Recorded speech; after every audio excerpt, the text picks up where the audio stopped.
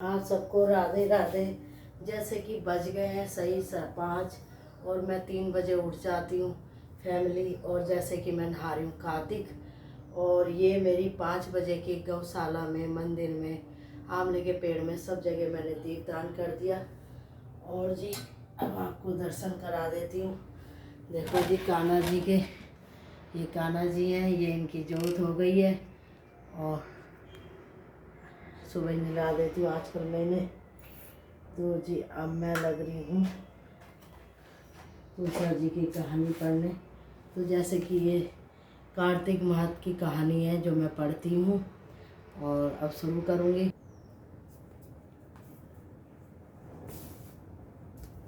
बोलो। ये मेरी तुलसी मैया जिनको रोज़ मैं कान्हा जी के बिल्कुल सामने बिठाती हूँ। और ये इनका दीप जल रहा है। और देखो जी तो मैं बैठी हूँ और ये देखो रात हो रही है। ये देखो जी,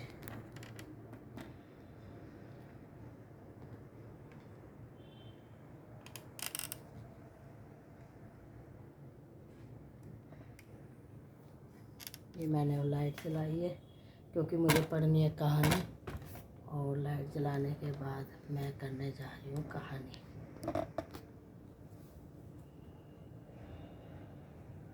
ये मेरा राधा राधा का, इसमें देखो ये सब राधा राधा लिखा हुआ है। ये देखो जी, तो ये मैं मथुरा से लाई थी और हम कहानी करेंगे।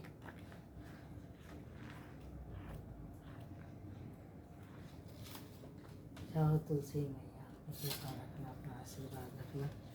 23वां अध्याय। सूत जी कहने लगे, हे ऋषि, भागीरथ के वंश में सूरदास नामक राजा के पुत्र का नाम मित्र सह था, जो गुरु वशिष्ठ के आश्रम से राक्षस हो गया था।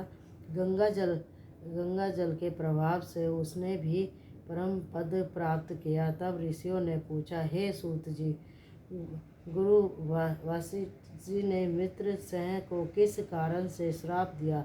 कृपया करके ये कथा विस्तार पूर्वक सुनाइए।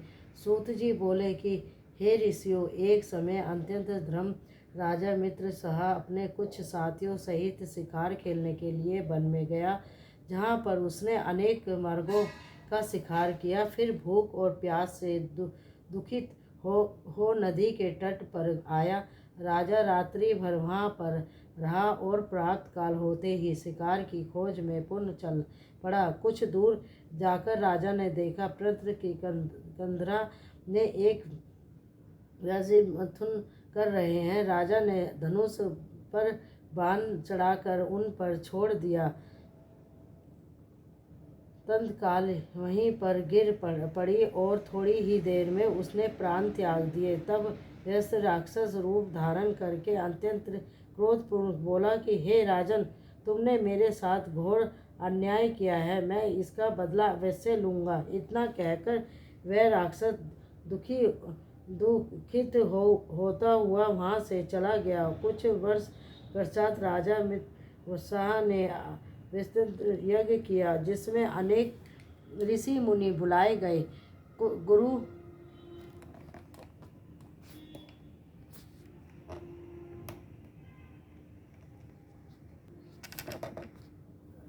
वशिष्ठ ने ब्रह्मा विष्णु आदि देवताओं को विधि पूर्वक हवि देकर यज्ञ समाप्त किया और फिर स्नान करने के लिए नदी के तट पर चले गए। गुरु वशिष्ठ जी के यज्ञ मंडप से जाते ही वह राक्षस, जिसकी स्त्री विष्णु को राजा ने वन में मार दिया था, बदला लेने के लिए यज्ञ स्थल पर आया। वह गुरु वशिष्ठ का रूप धारण करके राजा से कहने लगा, हे राजन, हम मांस खाएंगे, अंत हमारे लिए मांस बनवाओ, हम स्नान करके अभी आते हैं।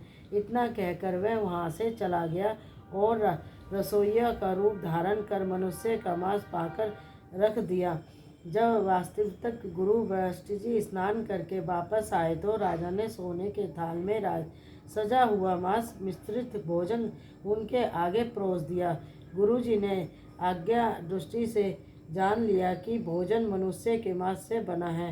वशिष्ठ जी ने क्रोधित होकर राजा को श्राप दिया कि हे राजन, तुमने हमको मांस मिश्रित राक्षसों के खाने योग्य भोजन दिया है, इसलिए तुम राक्षस हो जाओ। वशिष्ठ जी का श्राप सुनकर राजा ने विनयपूर्वक कहा कि हे गुरुजी, आपकी आज्ञा से ही ऐसा भोजन बनवाया गया है। राजा की यह बात सुनकर गुरु वशिष्ठ जी ने ध्यान धर्म देखा और राक्षस द्वारा उछले जाने का संपूर्ण व्यस्त राजा को बताया। तब राजा भी अपराध श्राप दिए जाने के कारण अंजलि में जल ले उन्हें श्राप देने को उद्यत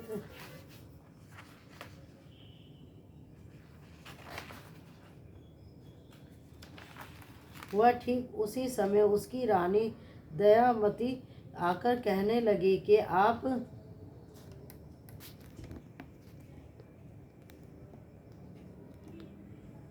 जो आपके भाग्य में लिखा है, ठीक उसी समय तिथि आकर आपके भाग्य में लिखा है उसे भोगी। जो मनुष्य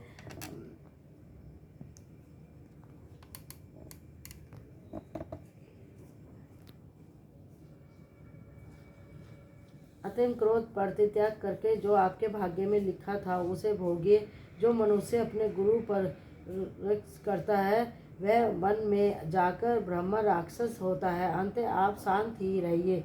स्त्री के इन वचनों को सुनकर राजा क्रोध त्याग कर विचार करने लगा कि अब क्या करना चाहिए। फिर राजा ने अंजलि के जल को जो ही अब अपने पैरों पर डाला त्यों ही उनके पैर काले पड़ गए। इसी कारण वह राजा राक्षस रूप में कल्पना वस्त्र के नाम से विदित हुआ। निराद अपराध राजा गुरु वशिष्ठ के चरणों में गिरकर परम्परा क्षमा मांगते हुए अपनी मुक्ति का उपाय पूछने लगा। तब वशिष्ठ जी ने कहा कि क्योंकि यह पाप अनजाने में हुआ है, इस कारण मेरे श्राप का प्रभाव 12 वर्ष तक रहेगा। इसके पश्चात तुम अपने वास्तविक स्वरूप में आ जाओगे और अनेक वर्षों तक राज्य का भोग करते हुए गंगा जल में प्रभाव से मुक्ति प्राप्त करोगे और भगवान विष्णु की सेवा करते हुए अंतकाल में विष्णु लोक को प्राप्त होगे। इतना कहकर गुरु वशिष्ठ जी ने बोलो सत्यनारायण भगवान की जय। भगवान विष्णु अपने कृपा रखना। लक्ष्मी तुलसी मैया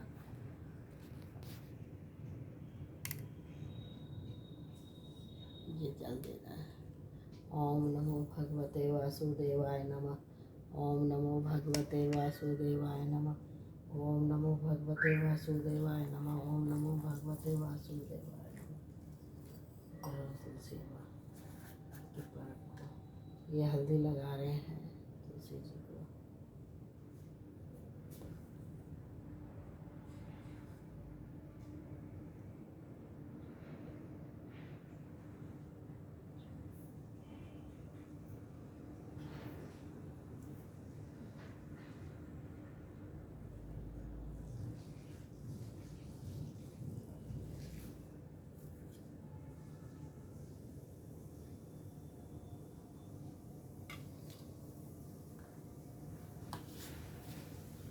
तो जी मैंने देखो तारों को, चंद्रमा को, सबको जल दे दिया। सब जगह पूजा करिए। सही 5:30 बजे मेरी पूजा ख़त्म हो गई और भगवान का आशीर्वाद ले लिया। फल जो देंगे वो मुझे स्वीकार है। मांगा अभी तक कुछ नहीं है, बस अपने कर्म कर रही हूँ, फल की इच्छा नहीं कर रही। राधे राधे। और देखो मंदिर का शंख सुन लो सब। 5:30 बजे मंदिर में पूजा हो रही है। मंदिर में अब पूजा हो रही है और हमारी हो भी गई। हाँ देखा। राधे राधे।